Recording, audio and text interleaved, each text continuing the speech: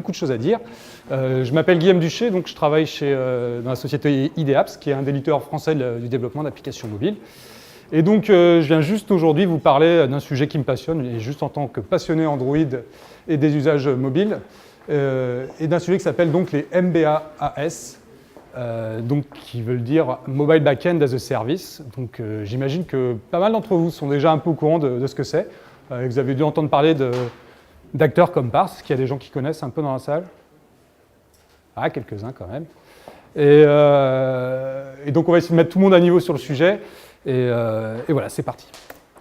Donc, on commencera par une introduction un petit peu longue aussi pour bien comprendre l'intérêt des Mobile Backend as a Service.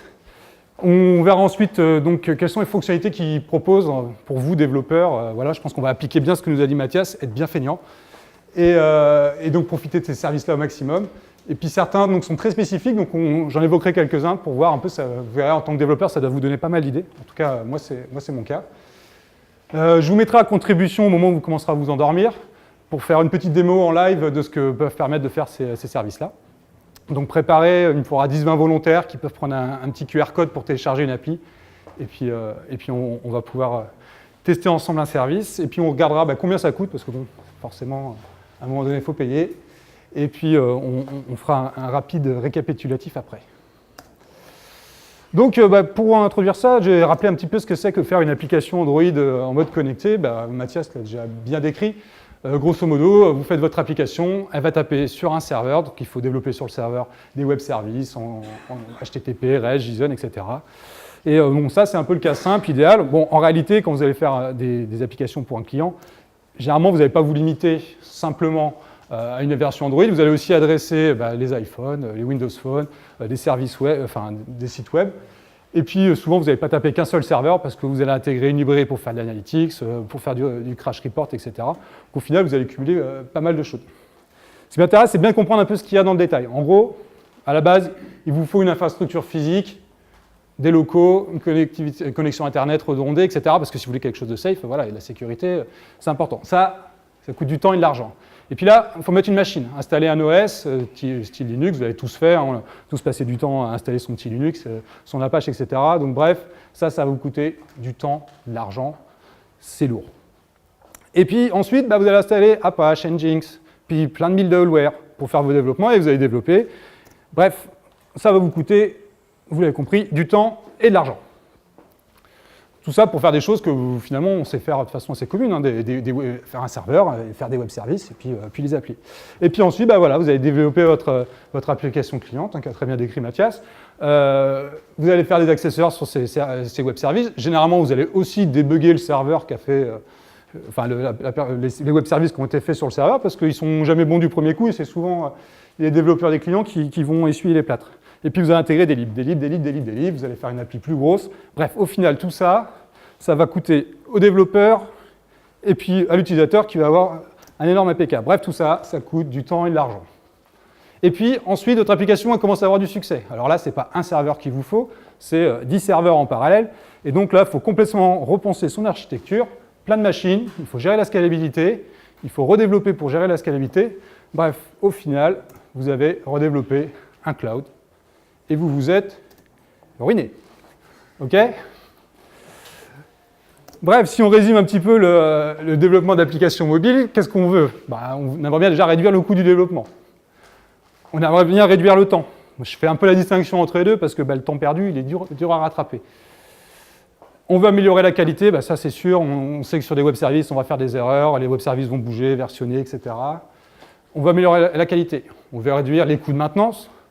On veut réduire le time to market. Maintenant, on nous demande de sortir une appli en très peu de temps. Récemment, on a sorti une application de Coupe du Monde pour TF1. Voilà, en 3 mois, vous devez sortir une application et puis vous attendez désespérément que le back-end arrive et le back-end n'arrive pas. Mais bon, la Coupe du Monde commence et le back-end finit par arriver. Et puis, vous allez devoir gérer la sécurité. La sécurité, ça, c'est comme l'a dit Mathias, pour bien faire, voilà, il faut des experts. Et ça, à vous tout seul, bon courage, hein, si vous êtes un indie. Bon courage pour faire une belle authentification. Et puis vous allez gérer la croissance, comme on l'a dit. Donc bref, pour gérer tout ça, c'est très compliqué. Et donc, je vais proposer une solution qui, que vous allez voir, c'est un marché émergent qui n'est pas une petite histoire, à mon avis, c'est déjà une grosse histoire pour les années à venir pour vous, développeurs mobiles. C'est ce qu'on appelle les Mobile Backend as a Service. Alors évidemment, le Mobile Backend as a Service, bah, il vient de cet univers du cloud, clairement. Le cas extrême que je vous ai montré, c'est tout faire soi-même, le homemade. C'est toute cette stack-là, finalement, que vous allez gérer de haut en bas, de l'application au système de réseau sous vos serveurs. Bon, ça, c'est dur. Après, vous allez me dire, ouais, bon, ça, c'était sympa il y a quelques années. Maintenant, bah, moi, je loue un serveur chez OVH. OK. Vous êtes dans ce cas-là, infrastructure as a service. OK. Donc, vous n'avez pas quelque chose quand même qui sont gérés pour vous. Vous êtes aussi dans le cas Amazon EC2, typiquement. Vous allez louer des machines virtuelles. Et puis, après, bah, vous dites, bon, là, ça fait encore du travail. Il faut que j'achète plusieurs machines, que je les relie, etc. Si on pouvait me gérer mes problèmes de scalabilité, d'instanciation des machines virtuelles, bah, j'aimerais bien. Donc je passe sur une plateforme as a service, type Google App Engine ou Heroku. Donc là, on vous fournit la machine, l'instanciation de machine à la volée, et puis on vous impose un framework parce qu'il faut développer en tenant compte de cet univers. Et puis ensuite, vous avez le cas extrême, si vous ne faites pas l'application, vous avez carrément l'application hébergée, ce qu'on appelle le SaaS, que vous connaissez bien, c'est des applications complètement hébergées, type Gmail par exemple. Et nous, ce qui nous intéresse, c'est le back-end as a service. Finalement, on va se retrouver pile entre les deux derniers. Voilà, c'est-à-dire que on veut continuer quand même à faire notre application, ça nous arrange bien, parce qu'on veut quand même répondre à un besoin. Mais si on pouvait s'éviter le back-end, ça serait quand même pas mal. Et si on pouvait aussi s'éviter la couche réseau dont parlait Mathias, ça serait pas mal non plus. Donc les acteurs du cloud, vous les connaissez, les deux plus gros, c'est Amazon et Google. Amazon qui vend plutôt des machines virtuelles, c'est le service qu'ils appellent EC2, qui fait partie des produits AWS, Amazon Web Services. Donc c'est leur plus gros produit, c'est l'instanciation de machines virtuelles. Google s'est mis à le faire aussi, mais eux ont choisi à la base une stratégie un peu différente qui est le platform as a service, voilà, avec Google App Engine. Donc vous apprenez à développer spécifiquement pour la plateforme, et donc vous avez une application qui fonctionne dans le cloud. Le but du backend as a service, c'est d'être au-dessus de la plateforme as a service, de vous offrir plus de services, et donc de vous passer de programmation backend, et pourtant de vous en offrir quand même les services. Et puis un MBAS, un Mobile Backend as a Service, c'est spécialisé le backend as a service pour le mobile. Le spécialiser sur deux points, sur des features spécifiques pour l'environnement mobile, et puis en fait sur des SDK mobiles, voilà, pour s'éviter aussi une bonne partie du dev client. Et donc, qui sont les acteurs du MBAS? Forcément, vu la tête du marché du mobile, on va retrouver les gros. Les gros, c'est Google. Alors, vous avez dû entendre parler d'un projet qui est sorti l'année dernière à la Google I.O. qui s'appelle Mobile Backend Starter. Qu'est-ce que c'est que Mobile Backend Starter? C'est un projet App Engine tout fait pour vous. Vous n'avez juste à rentrer que 2-3 clés d'API. Vous l'uploadez sur App Engine. Donc, il y a un tutoriel très bien pour ça. Vous récupérez des librairies clientes Android ou iOS que vous mettez dans votre application et vous pouvez communiquer avec un backend cloud hébergé chez Google. Gros inconvénient de ça, c'est la partie authentification que moi j'aime pas trop. On vous impose Google+. Voilà, moi je vais voir mon client, écoutez, il n'y a que Google+. Non, ça marche pas. Donc je ne l'ai pas trop retenu pour le moment, mais ça reste quand même très intéressant parce qu'ils ont des fonctionnalités très pointues chez Google. Notamment, si vous êtes curieux, allez voir Continuous Query ou les messages temps réel PubSub qui peuvent vous permettre de développer des usages assez impressionnants. Côté Amazon, on a aussi autre chose que CD, on a donc toute la galerie de produits AWS, Amazon Web Services, et dedans on a des services super intéressants. Amazon S3, ça c'est l'hébergement de fichiers. Dropbox fonctionne là-dessus. On a SimpleDB, DynamoDB, c'est des bases de données NoSQL. Vous avez directement les SDK mobiles qui vous permettent de dialoguer avec ces bases de données. Vous avez une base de données dans le cloud d'Amazon pour un coût assez dérisoire, Amazon étant parmi les moins chers en termes de cloud. Microsoft aussi propose un MAS dans son offre Azure. C'est un peu naissant, on va voir l'authentification, on va voir les SDK, Windows Phone, iOS et Android, et puis on va voir la gestion de données, c'est un peu léger. Et puis si vous avez suivi la keynote, dans le monde du MBAS, il y a eu un gros pavé dans la marque qui s'appelle CloudKit d'Apple, annoncé le mois dernier. Alors soyons directs là-dessus, c'est le moins cher des MBAS. C'est pas celui qui offre le plus de features, et puis il a un gros inconvénient, parce que moi j'estime qu'un MBAS doit aussi vous permettre d'adresser plusieurs plateformes, c'est qu'il est réservé pour les iOS. Donc je ne comptais pas trop en parler aujourd'hui, je vous l'avoue. Mais c'est pas eux, j'ai trouvé ceux qui offraient le service le plus intéressant, et vous allez voir, en fait, il y a beaucoup d'autres acteurs, et quand je dis beaucoup, c'est beaucoup. Parce que cette liste-là n'est pas exhaustive. C'est ceux qui m'ont paru les plus intéressants, même si je ne les ai pas tous creusés à fond.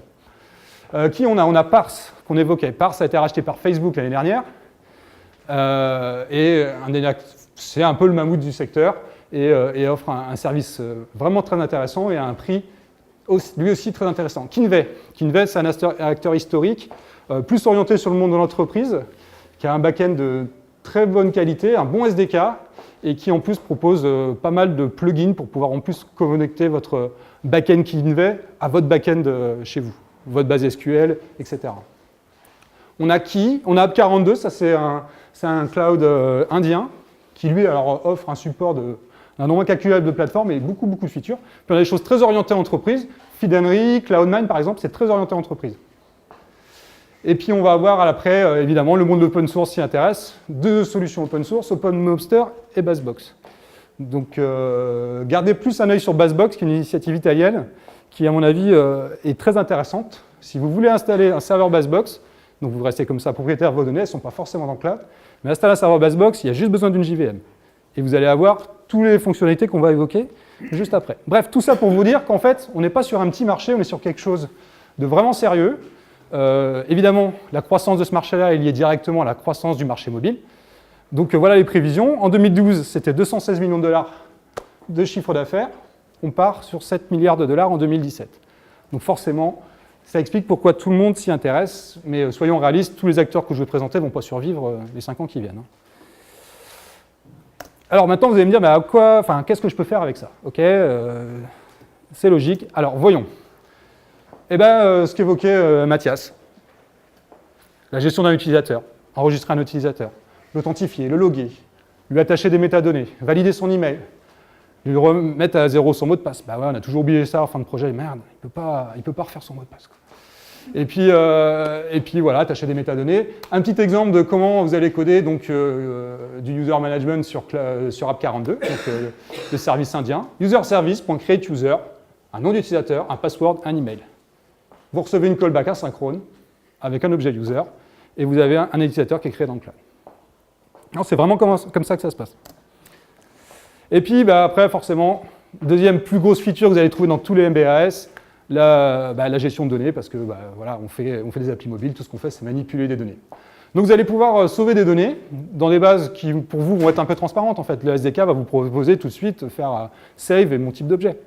Donc vous allez pouvoir sauver vos objets, vraiment de type REST. Chaque objet va avoir un identifiant unique, puisqu'on est sur des bases NoSQL, c'est des grandes tables clés-valeurs. Et puis vous allez ensuite pouvoir requêter ces tables-là, avec des requêtes qui ressemblent à du SQL, mais vous allez être un peu plus limité que du SQL, on est plutôt sur du NoSQL. Mais ça permet de faire déjà beaucoup de choses, et puis vous allez pouvoir gérer des relations, alors pas à la manière du SQL, mais en se tordant un petit peu l'esprit, en fait, on se dit, mais ouais, ça marche bien aussi. Quand vous allez créer un objet, vous récupérez un identifiant, et cet identifiant, vous l'accrochez à un autre objet, et puis vous allez gérer une relation. Et vous pouvez sauver des objets comme ça directement. Et puis enfin, chose classique, un upload, l'upload de l'image de mon avatar, un upload de fichiers, et tout ça, ça va être aussi proposé en quelques lignes de code. Un exemple ici sur la plateforme Kinvey. J'ai créé un objet Event Entity, je lui cède son nom, son adresse, j'appelle mon client Kinvey, je lui dis je vais taper dans la table Events, voilà mon type de classe, sauve-le-moi. Ok, ça, callback quand ça a raté. Callback quand ça a réussi, je récupère mon même objet, il a récupéré un ID. Si je veux le stocker localement pour faire un cache offline, je peux. On verra qu'il y a encore même des solutions un peu plus sympas. Autre service souvent offert par les MBAS, le push. Alors, des fois du push maison, souvent plutôt le vrai push, GCM ou le push iOS. Donc vous allez sur le back-office, configurez votre clé GCM, et puis directement dans le SDK de Parse, voilà comment on fait un push. Vous dites, voilà, je vais faire un push sur le channel Giants, envoyez le message, et ça envoie un push à tous les utilisateurs de votre application qui sont inscrits sur ce channel. En termes de code, on gagne du temps, que plutôt, en comparaison de s'implémenter son propre serveur de push. Vous pouvez intégrer de l'analytics si vous ne voulez pas cumuler 70 services, vous avez directement de l'analytics dans Parse. Donc, traquer des événements, segmenter vos utilisateurs, vous allez pouvoir le faire directement avec Parse. Ça va se sauver dans le cloud et le SDK Parse vous le propose directement. Autre fonctionnalité très fréquente. Ah oui, comme on l'a dit, on est sur des fonctionnalités purement mobiles et les réseaux sociaux font partie Voilà, des choses qui vivent le mieux du mobile. Et donc, allez, on va dire peut-être 50% du parc des MBAS vous propose des features spécifiques aux réseaux sociaux. Donc, très classiquement, vous allez récupérer le fait de se loguer avec un utilisateur Facebook. Vous réglez les clés d'API que vous avez récupérées sur le back-end, enfin, sur votre configuration Facebook. Vous l'entrez dans le back-end, et puis directement, vous allez pouvoir faire un login Facebook dans votre application. Certains vont même plus loin. Vous allez pouvoir faire des requêtes sur le graphe de ces réseaux sociaux par le biais du back-office auquel vous êtes inscrit. Donc là, Cloud9, par exemple, gère beaucoup de réseaux sociaux, GitHub, LinkedIn, voilà. Ici, j'ai pu effectuer ma requête sur Twitter par le biais de Cloud9, qui me gérera éventuellement les changements d'API côté Twitter. Enfin, dans les grandes features qu'on va trouver systématiquement dans les MBAS, ce sont l'administration finalement de mon back-office. Je vais pouvoir configurer mon back-office, je vais pouvoir aller injecter des données, je vais pouvoir aller voir les statistiques, pouvoir effectuer un push à mes utilisateurs, aller voir ma liste des utilisateurs, en supprimer, aller voir les données qui ont été rentrées, et puis je vais pouvoir aller récupérer les SDK. Et donc là, c'est un gros différenciateur au niveau des MBAS, c'est quelles sont les plateformes supportées. Donc là, Parse, je vous ai mis moins de la moitié des plateformes supportées par Parse. D'accord? Là, on est sur donc Unity, Windows Phone, Android, Xamarin, iOS. Je suis resté dans le mobile. Mais on a du JavaScript standard, on a du Angular, on a du .NET, on a du iOS. Voilà, on a beaucoup de choses. Un autre champion des plateformes supportées, c'est App42, l'initiative indienne aussi, qui propose énormément de SDK. Donc voilà pour ce qui est des features qu'on va trouver sur 80% des MBAS. Ça, c'est vraiment le cœur du métier du MBAS. Mais déjà, vous en conviendrez, ça vous prémâche un paquet de boulot. Mais certains ont des features beaucoup plus spécifiques et qui là vont vous permettre de faire des choses des fois presque incroyables et qui vont vous faire gagner un temps assez fou. Donc qu'est-ce qu'on a? Alors, Custom Server-Side Code. Ouais, tout ce que je vous ai montré, finalement, il y avait assez peu de métiers. Des fois, vous avez besoin de partager du métier entre vos clients. Donc c'est quand même bien de pouvoir garder la possibilité de se faire des endpoints, des web services, un peu maison, mais toujours dans ce système de cloud. Donc vous allez rentrer dans le back-office, un script JavaScript, directement, et vous allez créer un endpoint sur votre back-office Parse, et vous allez l'appeler avec le SDK Parse.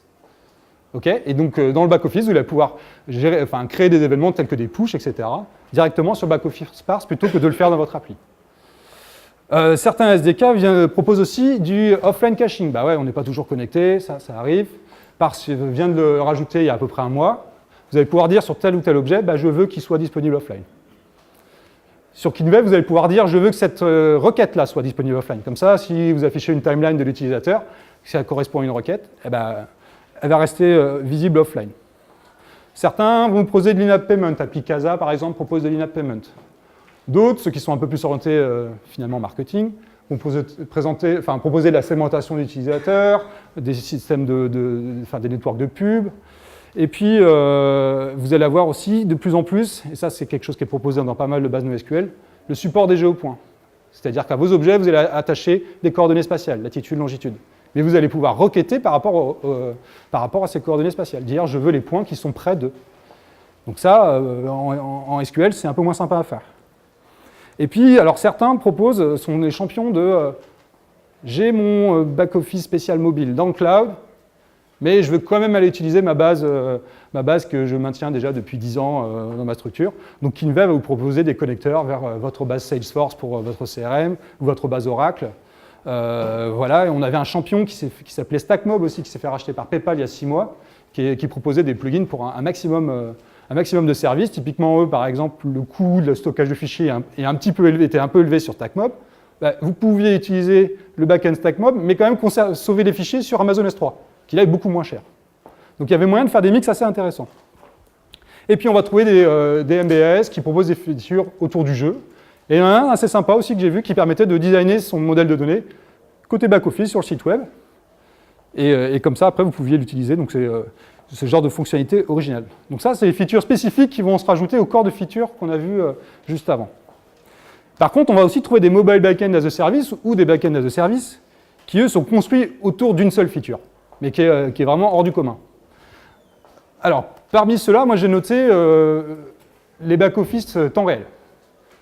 Pusher, par exemple, qui permet de faire s'échanger des messages en temps réel entre devices. Et puis on a aussi Firebase, que j'ai particulièrement apprécié, je vous montrerai pourquoi après, qui lui, alors je vais vous laisser un peu réfléchir, fait de la synchronisation d'un modèle de données en temps réel entre devices. Donc qu'est-ce que ça peut permettre de faire? Je vous laisse vous creuser l'esprit. Voilà, ensuite on a des choses orientées vers le jeu, donc le MMO. Donc AppWarp, qui est un produit d'App42, vous permet de faire créer des rooms où vous allez avoir vos joueurs qui se connectent et vous allez pouvoir échanger des messages en temps réel et créer un jeu sur ce back-office cloud. Google Play Game Services propose la même chose, propose aussi des services de matchmaking, c'est-à-dire que vous avez 10 000 utilisateurs, il faut trouver quelqu'un avec qui jouer, selon des critères pour les faire matcher. Google Play Game Services va vous proposer ça. Il va vous proposer aussi tout ce qui est système de rewards, bref, tout ce qu'il faut pour faire une forme de gamification, si vous voulez. Et puis on va trouver qui aussi dans ce secteur-là, qui lui aussi propose des services temps réel pour le jeu. Il faut savoir que la plupart de ces services-là fonctionnent sur un protocole qui s'appelle XMPP, qui est un protocole de messagerie assez connu. Un autre aussi assez original, Geoloki. Geoloki, lui, c'est le MBS spécialisé sur les applications temps réel géolocalisées. Vous voudriez faire une application où les utilisateurs sont traqués en permanence, puis quand l'un s'approche de l'autre, pouf, ça envoie un push, etc. C'est ce que fait Geoloki, et nous, à IDEAPS, on a à le faire pour un client. Vous assurez que ce n'est pas facile. Et là, vous avez le SDK iOS, le SDK Android, et la capacité de configurer qu'est-ce qui va déclencher les événements, etc., quelles sont les données géographiques qui m'intéressent en temps réel. Donc voilà, et ce n'est pas forcément hors de prix. Côté marketing, vous en connaissez, parce que c'est souvent ceux qui proposent des systèmes de push, Fleury, Urban Airship, qui sont des grands noms. Et puis on a le petit relais, parce que moi je viens de Rennes, qui s'appelle Captain, qui est plus petit maintenant parce qu'il s'est fait racheter il y a 2 semaines par Microsoft. Voilà, qui lui propose du push, de l'analytics, de la segmentation d'utilisateurs, et puis même ses services un peu de GeoTrigger, il propose des équivalents. Et puis un plus bizarre, alors celui-là je ne l'ai pas testé, qui a les core features qu'on a vu avant, mais qui est le seul à proposer de la visioconférence. Voilà, hébergé pour vous, il file les SDK pour intégrer de la visioconférence dans votre application. Je suis assez curieux si quelqu'un un jour peut me faire un retour là-dessus. Donc voilà, là c'est la partie où je vais vous mettre à contribution. Alors je vais avancer un petit peu dans les slides. Si allez, une petite dizaine d'entre vous pourrait scanner ce QR code. Moi je me prépare aussi. Donc je vous propose de mettre en œuvre en fait 2 MBAS, donc Kinvey dont j'ai parlé juste avant. Alors vous ne montez pas à 100 parce que je suis resté sur le truc temps réel, je suis sur un truc gratuit, 50 connexions maximum, je vous êtes un peu plus nombreux. Donc on va essayer de ne pas dépasser les 50. Donc on va mettre en œuvre 2 MBAS, donc Kinvey, qui est vraiment plus centré sur les core features que j'ai expliquées. Et puis on va mettre en œuvre un deuxième dont j'ai parlé qui s'appelle Firebase, qui permet de faire la synchronisation temps réel d'un modèle de données. Donc ce que je vous propose, c'est que l'application que vous êtes en train de télécharger, donc il y a une première étape où il faut juste vous créer un petit compte utilisateur, donc sur le champ texte en bas. Bon, il peut y avoir des petits bugs, mais globalement ça ne fonctionne pas trop mal. Vous créez un compte utilisateur, puis vous allez arriver sur une liste vide, ne vous inquiétez pas, après, c'est moi qui gère, je vous dis quoi faire. Ah, alors je m'enlève. Donc le cas d'usage ici, c'est je suis en conférence, par exemple au POG, et je veux sonder un peu mes utilisateurs ou les faire partager un espèce de quiz. Donc voilà. Donc il faut que j'arrive à aller sur la source HDMI. C'est bon, tout le monde a pris... pas 70 à la fois, j'ai pas fait un test de charge énorme. Hop là. Alors, ça je veux bien le croire. Alors... Attendez. Ouais, vas-y. C'est un des 2 HDMI en fait, ça doit être celui-là. Ouais. Ok. Donc là, je suis sur un périphérique Android qui est une petite clé chinoise qui fait le taf. Voilà, donc ça, c'est les quiz que moi j'ai préparés. Donc j'ai dû préparer celui-ci pour jouer ensemble. Ouais. Donc j'ai préparé des questions. Et donc je vais démarrer le quiz. Donc je vais vous demander, ceux qui sont plus logués, alors ça c'est normal, c'est un petit bug que je n'ai pas encore réglé. Hop. Hop. Et là, si tout va bien, je ne touche plus. Je connecte mon deuxième device ici, sur mon compte utilisateur aussi. Et je vais pouvoir administrer mon sondage. Donc il y a 2 participants déjà, donc ça c'est cool, c'est-à-dire qu'il y a des gens qui ont réussi à se connecter. On va attendre un petit peu. Donc pour décrire un peu ce que vous avez fait, donc quand vous êtes enregistré, on a utilisé Kinvey, on a fait un register user, on a mis login mot de passe, ça m'a créé un compte, paf, vous êtes authentifié. Ensuite, vous avez pu voir dans le menu, alors ceux qui verraient une page blanche et qui ne verraient pas le menu pour rafraîchir, c'est que vous avez un Samsung par exemple et qu'il faut appuyer sur un bouton menu pour avoir le menu. Donc voilà, ceux qui ont un Samsung, Valérie Trousse. Toujours 2, sinon on fait à 2. Hein, si...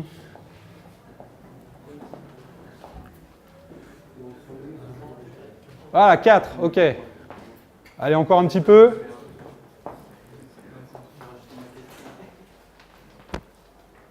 C'est bon, vous n'y arrivez pas du tout, c'est complètement ultra buggé ou... Ouais, j'ai un invalide credential. T'as raté ton mot de passe, hein, je pense, tout simplement. Ouais, mais comment je rate un mot de passe si je fais... Là, ici, register. Ok, oui, la UI n'est pas terrible. Hein. Le texte en bas qui dit register, c'est vraiment pour créer un compte. Ah ouais, autant pour moi. Bah ouais. En bas, ouais, voilà, register user. Alors, il y en a 2-3 qui ont repéré le register user, on va attendre un peu. Ouais, c'est le lazy dev. Ouais, voilà. Donc voilà, quand vous faites le register, j'enregistre dans Kinvey en temps réel les informations. Et donc l'application permet de créer un quiz. Je sauvegarde ces données de quiz dans le back-end as a service de Kinvey. Par contre, après, quand on veut jouer en temps réel, je bascule ces données-là sur Firebase. Okay, et donc, vous, ce que vous avez en local, c'est cette instance de mon quiz qui est synchronisée avec ce que moi je vais faire ici, sauf que vous avez juste les droits pour jouer. Moi, je vais avoir les droits pour activer les questions. OK. 3, merde, on a perdu un. Allez, encore un petit peu, non? Même pas? Alors après, ouais, si vous captez mal, vous êtes vite coincé. Ouais, nickel, vas-y, rejoins-nous. Voilà. 4, 5. Ok, bon, allez, 5, on démarre. Donc, voilà, première question. C'est juste pour voir un peu vos pratiques. Moi, j'ai mon avis. Voilà, donc là, les réponses arrivent en temps réel. Ah ouais, quand même. Ah, c'est vrai que j'ai quitté Akuri il y a quelques temps, je suis plutôt Picasso aussi, donc c'est bien de partager ensemble. Ok pour cette question. Ah, on est monté à 7 participants. Oh, ouais, ok, parfait, on a tous les résultats. Super. Bon, bah, écoute, on valide cette question-là. Question suivante. Donc là, c'est une question de type QCM. J'ai implémenté d'autres types de questions. Question à réponse libre. Est-ce que c'est activé? Voilà. Quelle nouveauté attendez-vous le plus à la Google I.O.? Alors, pas de Swift. Hein. J'en ai entendu là. Non, pas de ça chez nous. Hein. Ah non, quand même. La honte quand même au POG, les gars. Quoi. Ah, c'est pas une nouveauté, Gradle, là. Ah, un nouveau Nexus, ouais, je suis preneur aussi. Chaque fois que quelqu'un répond, ça me tèche le clavier. Ah, c'est possible, peut-être, ouais. J'ai peut-être un bug, mais ça m'étonnerait. Hein. T'es sûr? Vas-y, remplis, voir. Mais s'il y en a une autre. Vas-y, envoie. Non, il faut faire save answer. Oui, non, mais tant que j'ai pas fini d'écrire, je vois que quelqu'un d'autre répond. Ah ouais, ça flush le texte. Ouais, c'est possible, hein. J'ai pas eu le temps de faire des tests intensifs. Bon, ça va qu'on ait que 7 alors. Ok, bah merci pour vos réponses. Ok, question suivante. On va challenger un petit peu. Hop. Alors, comment était la presse de Mathias, par exemple? Ça,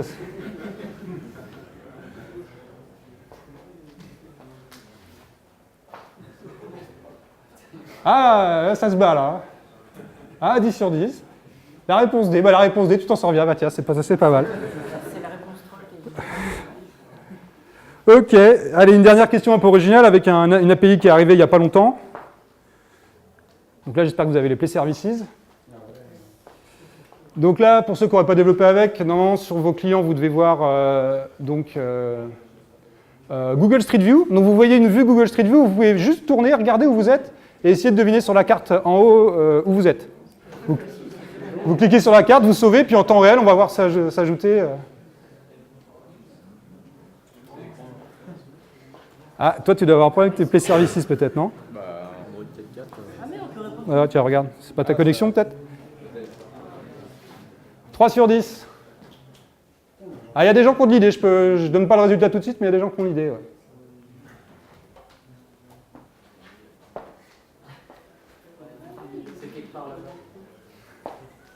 Allez, 4 sur 10. Faut se mouiller, hein, les autres. Hein. Allez, encore une ou deux réponses, et puis 5. Ah, il y en a un qui est pas loin. Hein. Il y en a un qui est pas loin. Ah ouais, c'est pas loin. Ah ouais. Oh, je sais pas, je crois qu'on doit pouvoir aller voir qui a gagné.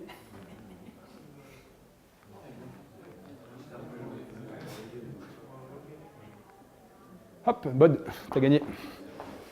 Bien joué.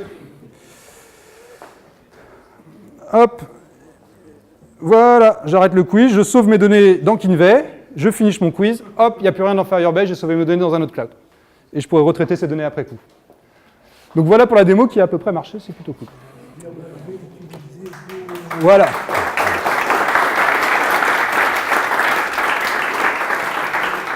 Bon, j'imagine que vous voulez voir un peu sous le capot comment ça marche.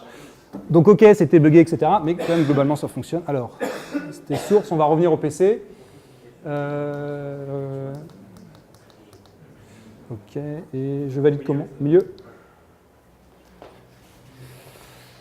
Alors, vous avez déjà pas mal souffert, donc je ne vais pas forcément montrer beaucoup de code. Ce qui m'intéresse de vous montrer, c'est un petit peu ce que moi je récupère côté back-office. Le code, je vais le passer rapidement, vous viendrez me poser des questions si vous voulez voir un peu plus en détail le code. Ça ne me pose pas de soucis, je pourrais même vous l'envoyer après coup. Donc juste pour vous dire, là on a tout fait dans le cloud, etc. Donc j'ai développé ça en 3-4 jours, sans connaître aucune des deux plateformes. Donc c'est pas trop mal pour cet usage-là. Ok, donc je vous propose d'aller voir un peu le dashboard. Donc celui-là c'est celui de... Ah ouais, alors par contre je vais enlever la souris et essayer de récupérer la mienne. Hop là. Là voilà. Ok. Donc côté Kinvey, en fait, voilà, ici on a la partie add-ons qui me permet d'aller voir toutes les fonctionnalités que propose Kinvey. Et donc ici je vais avoir tout ce qui est utilisateur. Donc là je vais aller voir les nouveaux inscrits. Hop. Donc ici j'ai une base NoSQL qui se load avec donc toutes les informations concernant mes utilisateurs. Je peux venir en supprimer, les mettre à jour, etc. Comme vous pouvez le voir ici, on a aussi des fonctionnalités d'analytics, donc là je ne les ai pas implémentées. Et puis la deuxième grande fonctionnalité que j'ai utilisée, c'est le data store. Et donc là, vous allez retrouver les gros objets qu'on a créés, donc ici avec toutes les réponses de tout le monde, Picasso, etc. Donc ça, c'est le quiz auquel vous venez de participer. Donc vous voyez ici, ils sont en état finish, et je l'ai sorti du live. Quand je le passe en live, je le passe à started, vous rafraîchissez, et donc la liste que vous récupérez, c'est une liste Kinvey. Firebase, lui, il est en réel, donc il coûte plus cher.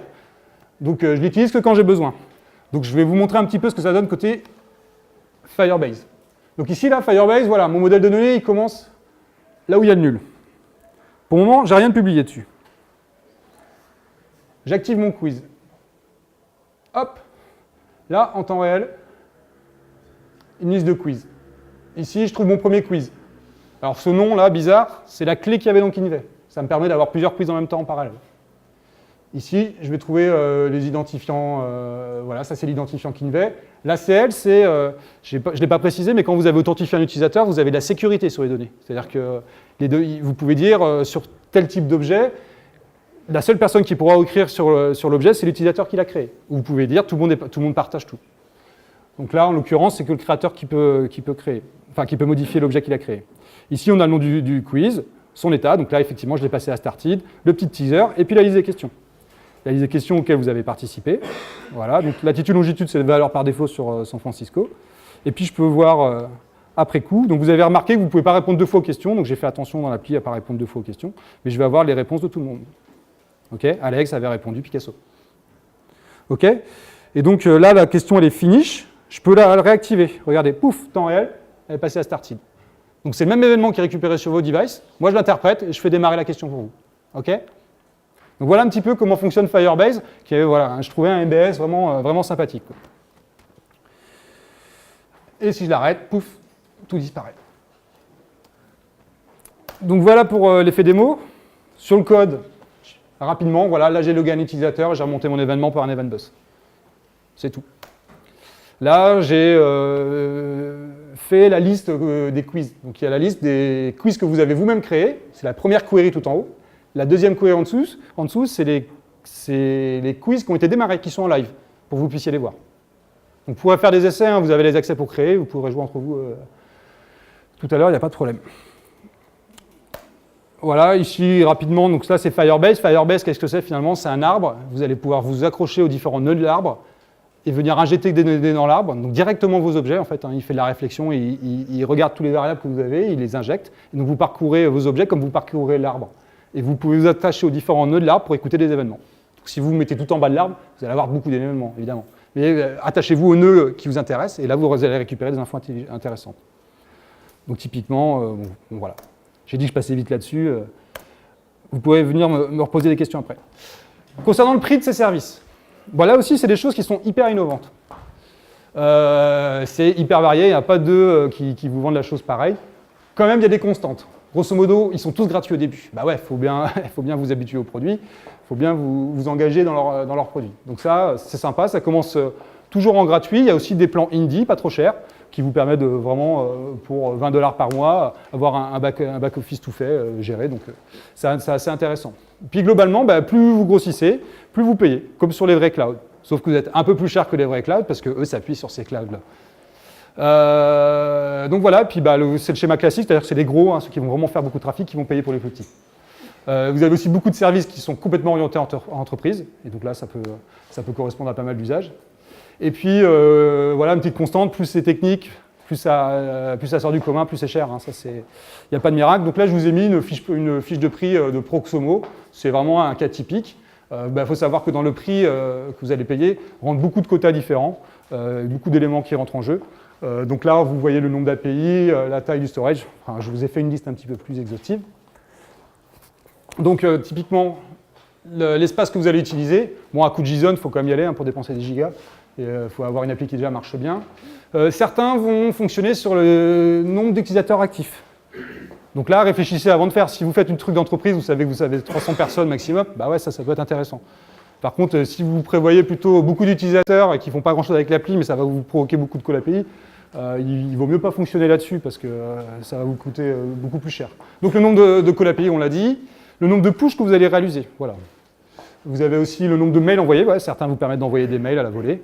Et puis, évidemment, à la bande passante, le nombre de requêtes par seconde sont des éléments qui peuvent rentrer en compte dans les prix des mobile backend as a service. C'est vrai que là, je n'ai pas mis de chiffres. Parse a beaucoup réduit ses prix.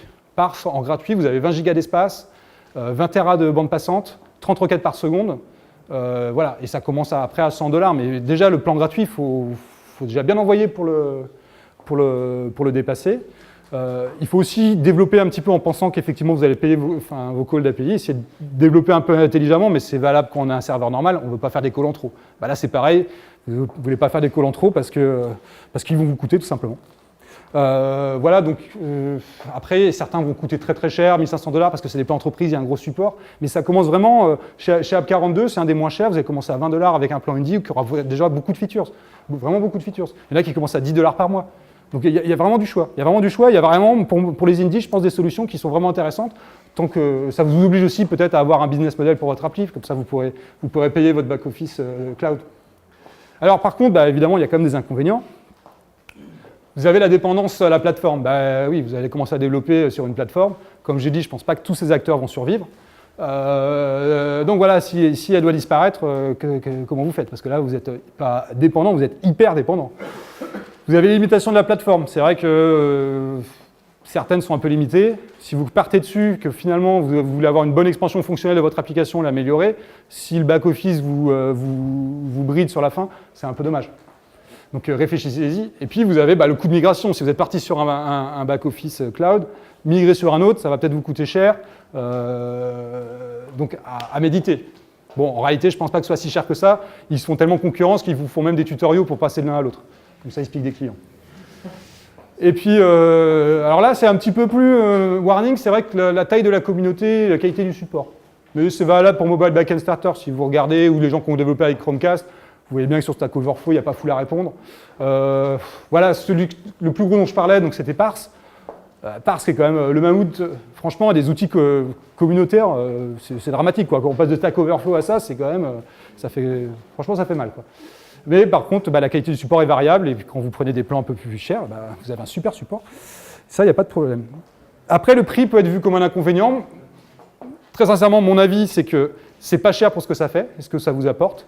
Par contre, dans certains contextes, le mode de facturation peut être bloquant. C'est-à-dire que le prix n'est pas fixé. Si vous commencez à avoir une grosse croissance, voilà, vous allez vous retrouver à dépenser beaucoup. Donc ça, pour certaines boîtes, c'est un petit peu dur à anticiper, c'est dur à accepter. Voilà, il va être temps de conclure. Alors, un petit wrap-up sur le sujet. La prochaine fois que vous faites une application mobile, que vous dites « j'aurai besoin d'un serveur », dites-vous que c'est possible et pour pas plus cher que le développement quasiment habituel que vous faites.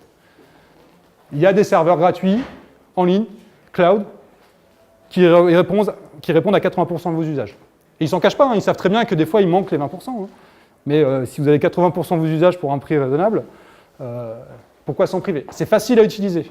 J'ai tendance à dire, leurs SDK sont souvent, j'ai envie de dire, c'est des API à usage développeur. C'est vraiment create user, c'est très clair, send push. Les API sont assez faciles à utiliser. Leur doc aussi est complètement orienté cas d'usage. Vraiment, vous êtes dans tel cas, hop, faites ça, copier-coller. Ils ont vraiment des docs qui sont assez sympas à prendre en main. J'avoue que des fois, quand il n'y a pas la réponse dans la doc, par contre, on peut être un peu perdu. Ça dépend des plateformes.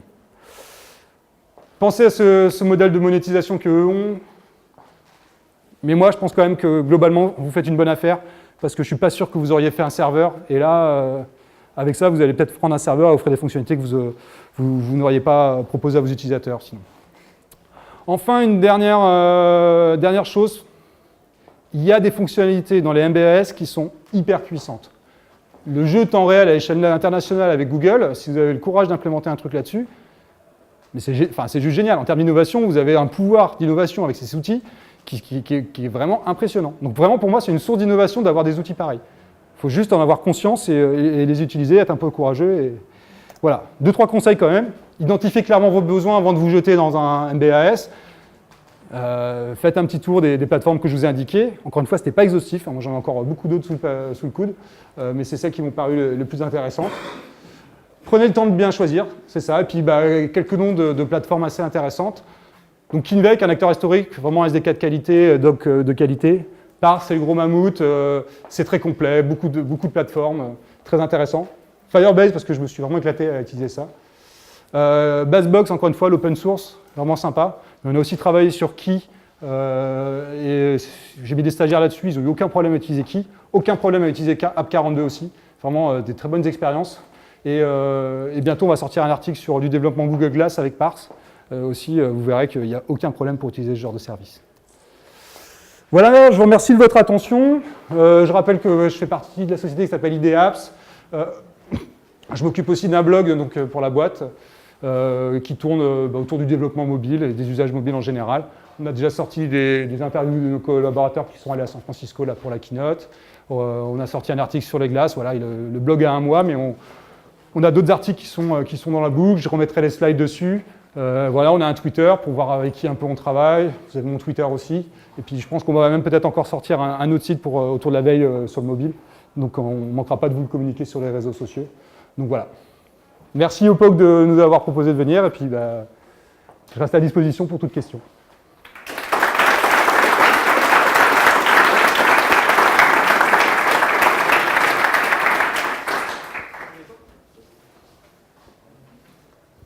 Des questions vis-à-vis de la migration, est-ce que tu as vu des choses qui permettent d'aller du payant vers l'open source, par exemple? Alors je crois que dans le blog de Bassbox, il y a des choses comme ça, il me semble. Ça remonte déjà un petit peu plus loin, mais je crois qu'il y avait de la migration de Parse vers Bassbox qui avait été proposée. Et leur blog est assez sympa, ils vous font aussi un petit tutoriel en 20 minutes sur comment déployer Bassbox sur un Amazon EC2. Il faut savoir que les premiers niveaux de EC2 sont gratuits, c'est des machines virtuelles pour rien du tout. Donc tu mets ta machine virtuelle, tu choisis la bonne machine virtuelle préinstanciée avec l'OS qui va bien, tu déploies juste un zip, tu lances, et terminé, tu as un truc à toi, un BAS à toi. Donc Bassbox est en version 0.8, donc c'est pas encore la stable à 1.0, mais ça évolue assez vite. Et je trouve qu'ils ont assez de fonctionnalités vachement cohérents, vachement intéressants, et une doc plutôt bien faite. Et le coût où on est juste dépendant d'une JVM est plutôt sympa. Donc Bassbox, ouais, à regarder de près. Il y avait d'autres questions? Est-ce que tu as des exemples de grosses boîtes ou de gros business qui tournent sur des MBAS?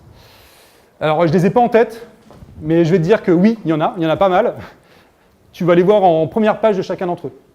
C'est leur gros truc. Alors après, sur App Engine, tu vas trouver Snapchat, Rovio, etc. Sur Parse, il y a des gros noms, parce que Parse est déjà vachement connu aux États-Unis. C'est vrai que j'aurais pu faire un peu un listing, mais clairement, il y en a. Alors après, il y a App42 qui se moque un peu, ils te mettent 10 000 jeux. Tu regardes les jeux, certains, c'est là, c'est du J2ME, c'est un peu les vieux bousins. Mais la plupart ont quand même des bons services. Après, il y en a où tu ne vas pas connaître les services parce que c'est vachement des services entreprises. Il y a un peu de tout. Mais clairement, dès qu'ils peuvent mettre un grand nom en avant, ils le font. Hein. Et il y en a. Sur Parse, il y en a. Tu vas en trouver, tu vas sur la page et tout de suite, ils vont mettre leurs customers et leurs références.